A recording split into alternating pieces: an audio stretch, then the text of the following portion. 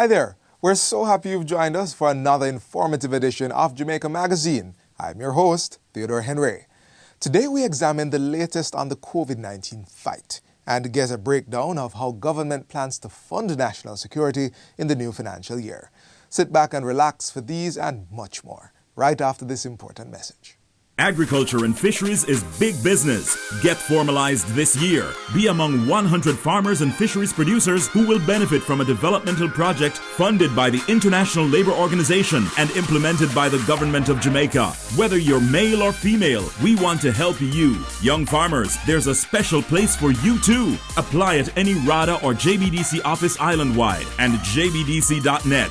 Deadline March 22. Agriculture and fisheries is big business. National security continues to take priority as government advances initiatives to enhance safety through modern law enforcement measures. In our next feature, we see how the operations, programs, and initiatives of the Ministry of National Security will be funded in the new fiscal year. More air and sea surveillance units, police stations, and technology to strengthen crime fighting. These are some of the planned undertakings by the Ministry of National Security in the 2021-2022 financial year. The ministry, led by Dr. Horace Chang, was given a budget of $87.98 billion, $81.5 billion to take care of housekeeping matters, and $6.48 for development projects. This government is committed to providing an effective security apparatus for the country, and this is symbolic of what we want to do. Let's take a look at some of the major projects to come. The ministry will spend $1 billion in the new financial year to purchase more devices to expand the cybersecurity capability of the security forces. This will be carried out under the cybersecurity initiatives, which began in 2018 and ends in March 2023. Under the program, several technology devices have been bought, including closed-circuit cameras to support Jamaica Eye, which is now completed. Personnel have also been trained to build out the cybersecurity platforms. This aspect of our program is critical to successful law enforcement and police operations in Jamaica. Meanwhile, under the Security Strengthening Project, equipment will be purchased and installed to achieve greater connectivity and streamlining of data and procedures. Since the project started in 2018, bullet trucks and data entry machines, among other equipment, have been installed at the Firearms Licensing Authority. The Institute of Forensic Science and Legal Medicine was also outfitted with IT and scientific devices. Construction of the long-awaited Forensic Pathology Autopsy Suite will get underway this year with a budget allocation of $309 million. The first phase will bring the work to a 40% level and continue to March 2023 for completion. When completed, the state-owned facility is expected to increase the forensic capacity of the Jamaica Constabulary Force (JCF). It will also reduce the backlog in criminal and other cases. A 40% completion target is also expected during the new fiscal year when construction of the Westmoreland Divisional Headquarters begins. The work will continue through to March 2024. It's part of a wider plan to deliver the quality policing to you that you deserve and that you need. The ministry will also be completing barracks and office buildings at the Jamaica Defence Force Burke Barracks base in St. James.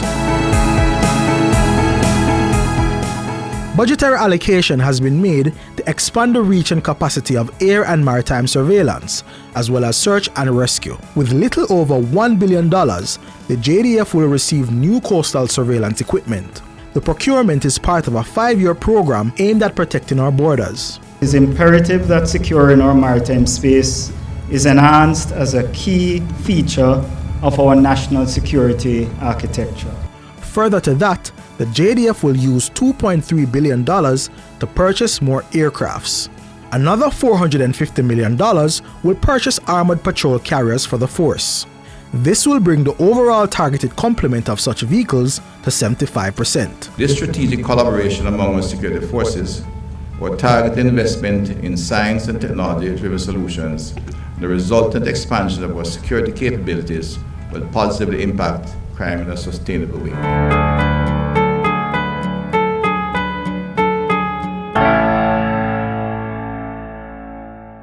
None of us are comfortable with waste strewn around our environment.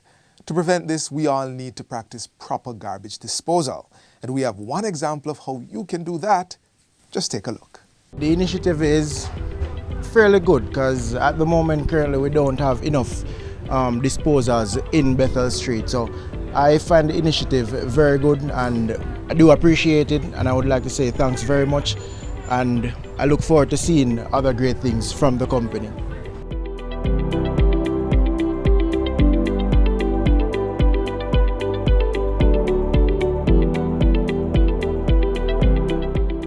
We are here in Manchester on Bethel Street. We have launched a program called Drum at the Gate.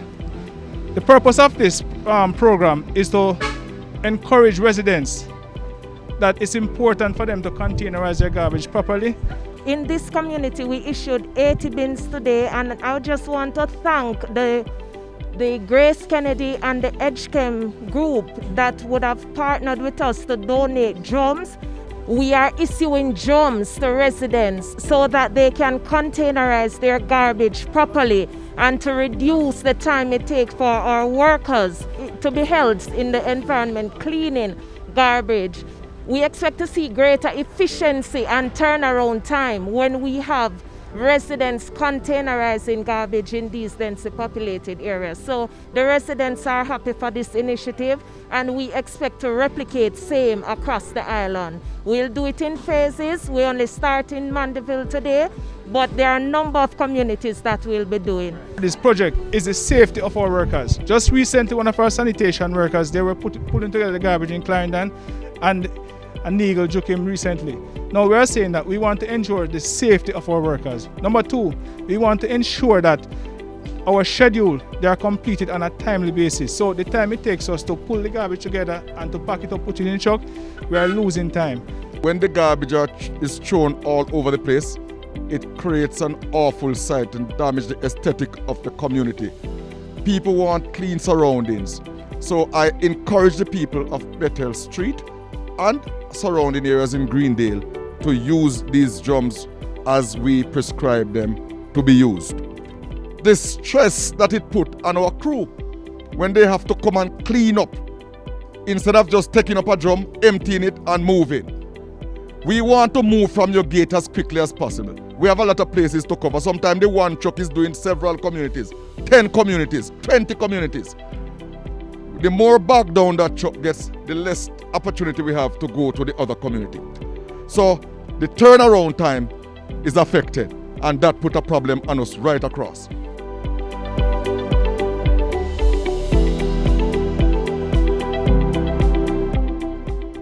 So we're giving you a drum, and we plan to come for the drum every Wednesday. We'll come for the drum. So it's not a drum that will create any mosquitoes for you, because we pour the buttons of the drum, so there won't be any mosquitoes also in the problem, right? Do I have your permission to leave a drum? Yes, sir. All right. I feel good and happy about it, knowing that my city will keep clean and nice. We love what go on, because right now, you see this rubbish thing here, it a get to me, and I get to the community of Greenville, Bethel Street. Whole heap of rubbish up on the roadside more time. And here what go on now. You see what the item do right now with them drum here are the best thing ever. Cause if the rubbish truck no come, a dog come jar where the rubbish them. Pay things in our lane, pay things in our road. So what we no do are the right thing we no do. Me love this. If a man see a place clean, he think twice. But if he come and he see 3 bottles throw down there, him not think twice again, you know. Him believes he can throw it back there. So it creates a dump. When the rain falls, the water, when naturally are running and look somewhere to go, carry the bottle with it. When it go down in a level there is a little area where the water go through. But the bottle too big to go through, so the bottle stop. And then it creates a blockage. When the water gets blocked up, because of how water behave, the water rise and people place flood out. Sometimes the couple drinks bottle, and the couple food box, and the couple juice box that cause a major flooding because it block up a waterway. And me and your neighbor get flood out.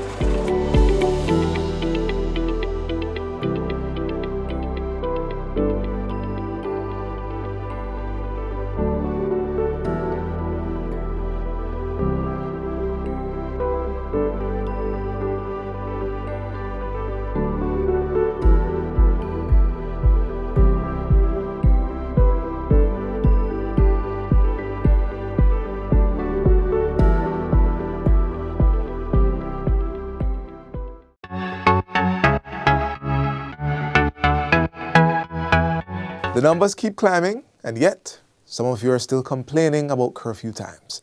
Is that being selfish, or are you being smart? You continue to blame the government, stating they are not doing enough. But the big question is, are you doing your part to help decrease the spread? The unfortunate reality is that far too many people refuse to take the coronavirus pandemic seriously until they or someone they love gets infected. Now, this is what we do not want, and I don't believe I can stress this enough. Wear your mask, sanitize. Of course, we love to hug and socialize, but just ease off some of that right now. Not just for your safety, but also for others. It looks hard for your relatives to be home doing all they need to in order not to catch the virus, and you out on the road being reckless and carrying it right home to them.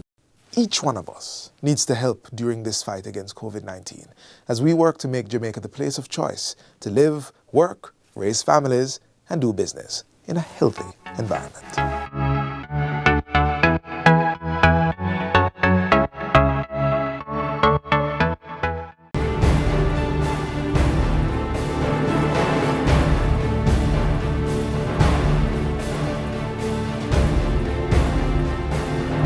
In 2005, this huge global scare with SARS, the severe acute respiratory syndrome, when people were dying in Hong Kong and the Far East, and some cases even came to New York.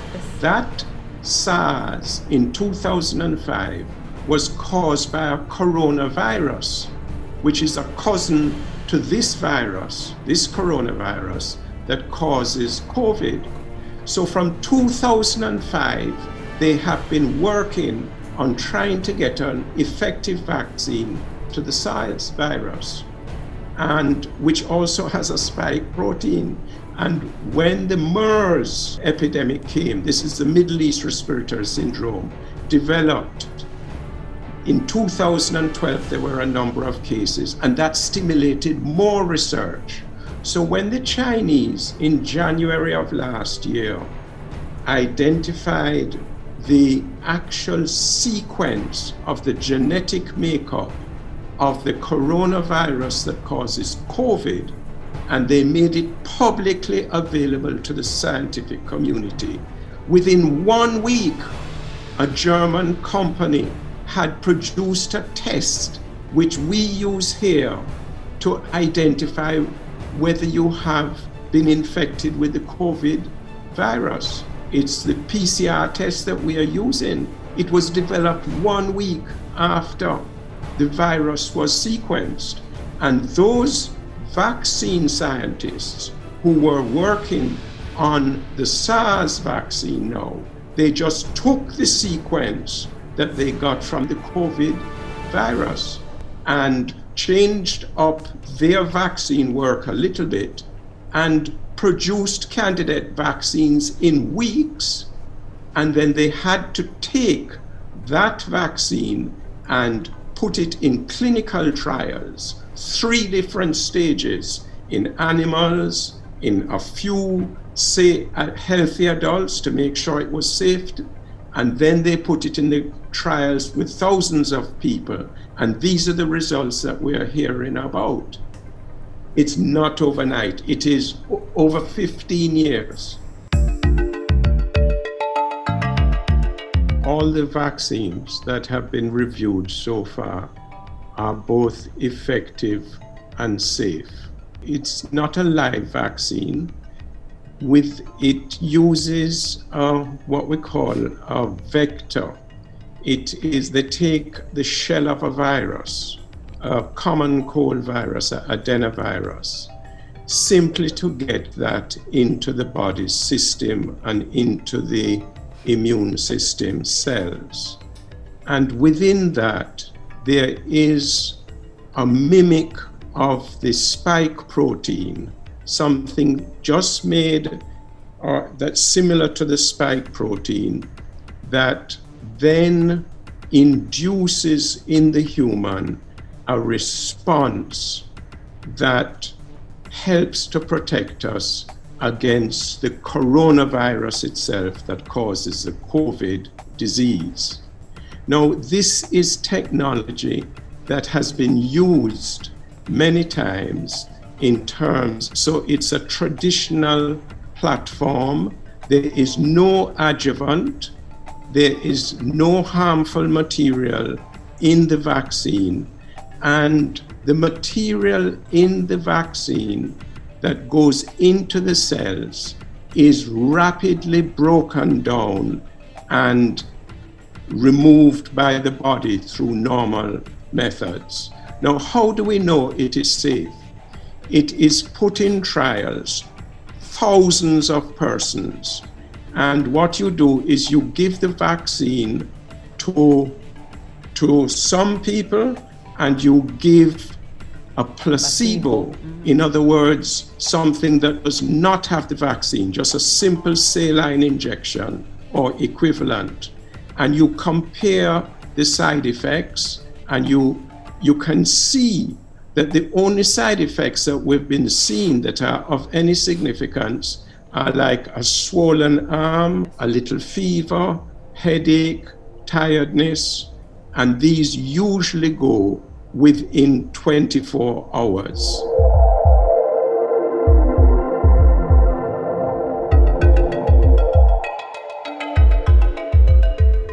Now, why it's so important to have this comparison group that you give the placebo is because in every population, you will find that people develop different conditions from time to time.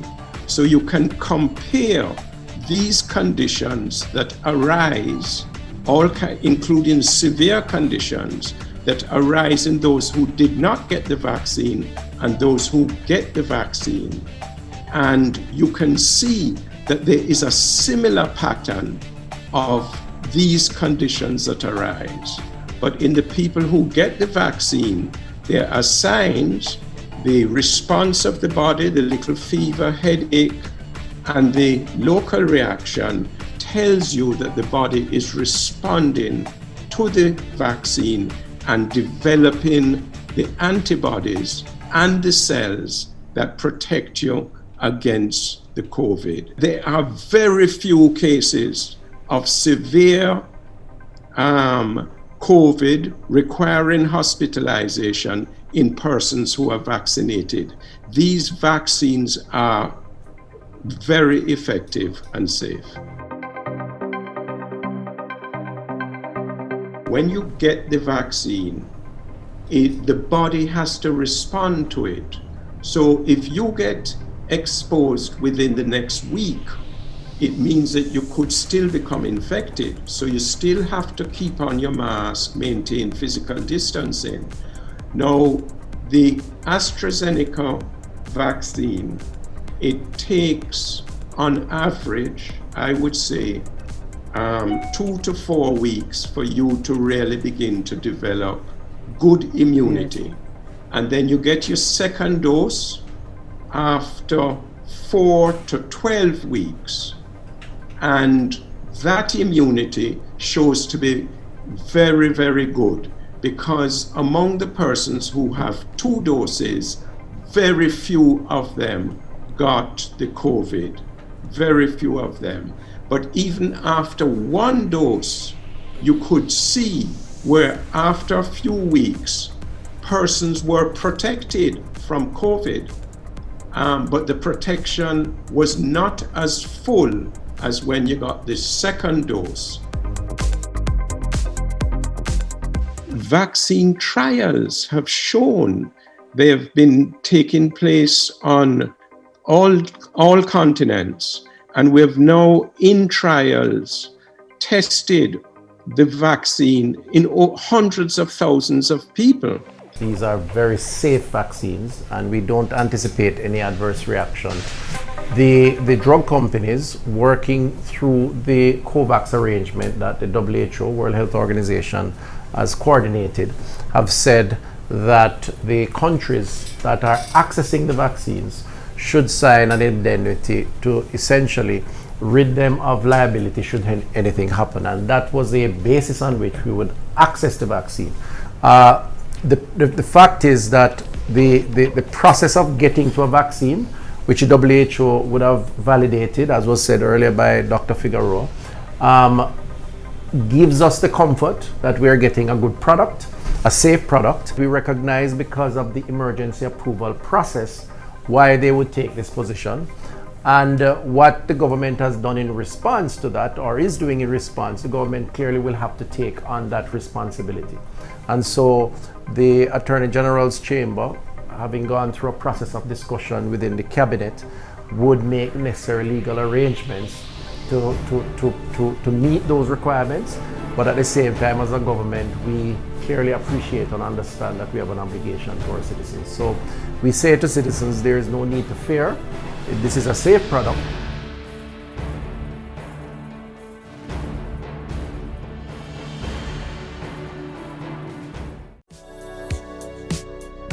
Practice good hygiene by washing your hands frequently using soap and water.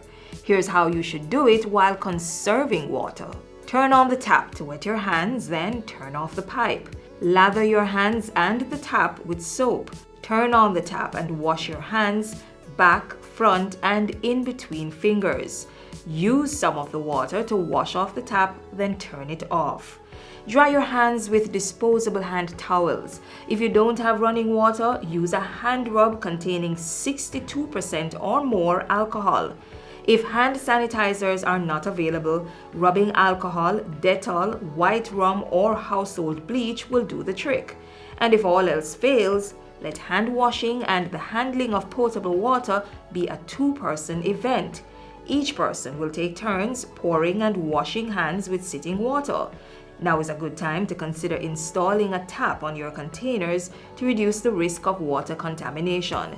Faucets can be easily attached to drums, buckets, or 5-gallon water bottles. And to ensure that the outside of the containers are clean when recapping, disinfect it with hand rub containing alcohol that's 62% or more.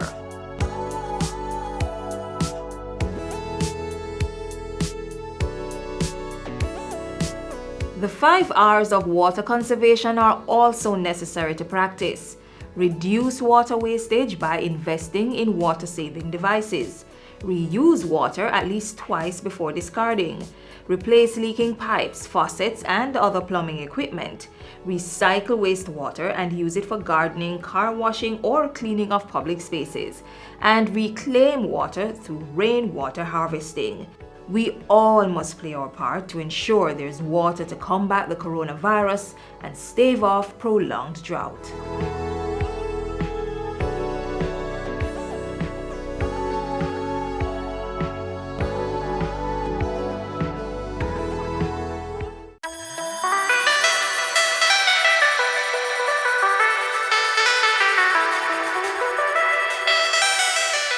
The novel coronavirus 2019 or COVID-19 is a respiratory illness that may present with a fever, dry cough, and tiredness. Persons may experience more severe symptoms such as shortness of breath and difficulty breathing. One of the best ways to fight this disease is by boosting your body's immune system. Giving yourself a healthy head start could be the difference between life and death. As we look at how we can stave off or reduce the effects of COVID-19 and other respiratory illnesses like this disease, we have compiled a list of ways to optimize the functioning of our immune system.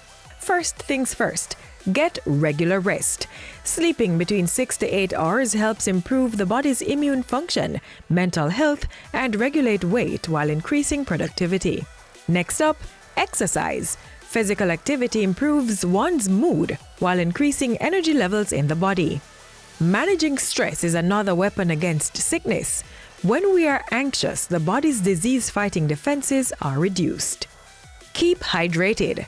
Yes, the body doesn't function properly when it doesn't have enough fluids.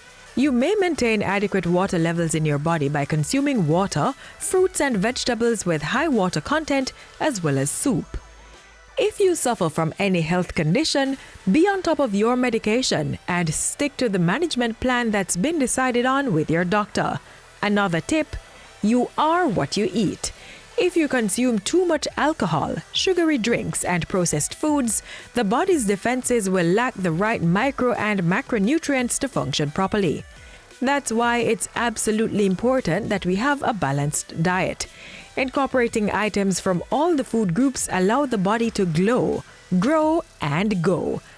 There are some foods, however, that are rich in vitamins and minerals which help to power up the body's natural immunity. Noted for its immune-boosting qualities, foods rich in vitamin C help the body produce white blood cells, which ward off or shorten the length of infections. Citrus fruits such as oranges, lemons, tangerines, lime, and grapefruit are rich in vitamin C. But even richer in the vitamin are cherries and red sweet pepper. Local fruits and vegetables such as Otaiti apple, guava, pineapple, papaya, June plum, soursop, cauliflower, cabbage, and Irish potato are also rich in vitamin C. As an antioxidant, vitamin E helps to prevent cell damage and regulate the function of one's immune system. Pear, peanut, olive oil, and almonds are among the foods with high vitamin E content. Foods with anti-inflammatory properties help treat respiratory illnesses, so it's best to add cinnamon, tomato, ginger, turmeric, flaxseed, strawberry, and garlic to your diet. Vitamin A is a key ingredient in the body's infection-fighting arsenal, as it helps with vision, repair, growth, and reproduction. In addition to spinach and kale, foods such as carrots, mangoes, pumpkin, sweet potato, and cantaloupe are rich in vitamin A. Another immuno-boosting vitamin can be found in milk, egg, cheese, tofu, yogurt, and fortified cereals. Vitamin D. The vitamin is also present in fish such as tin mackerel, tuna, sardine, and salmon. B vitamins are a critical part of the body's red blood cell production. They help to convert food into energy while maintaining healthy body tissues. Banana, sunflower seeds, watermelon, chicken, turkey, goat meat, liver, and red peas are rich in vitamin B. Zinc allows our body's immune cells to function properly while reducing inflammation. Foods rich in zinc include shellfish such as crab, lobster, and mussels.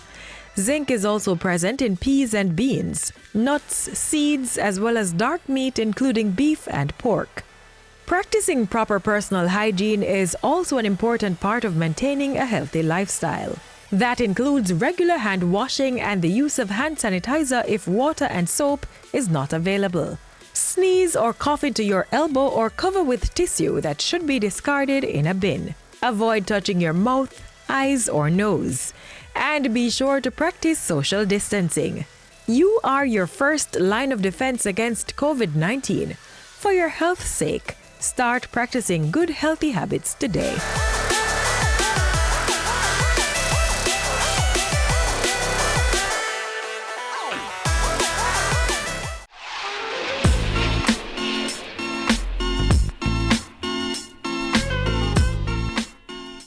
We're at the end of today's journey and you've been great company.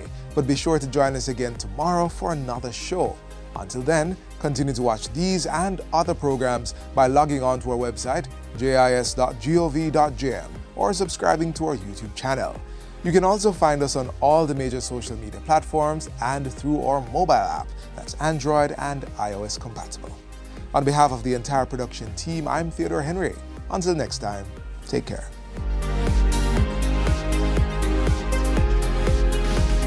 This has been a production of the Jamaica Information Service, the voice of Jamaica.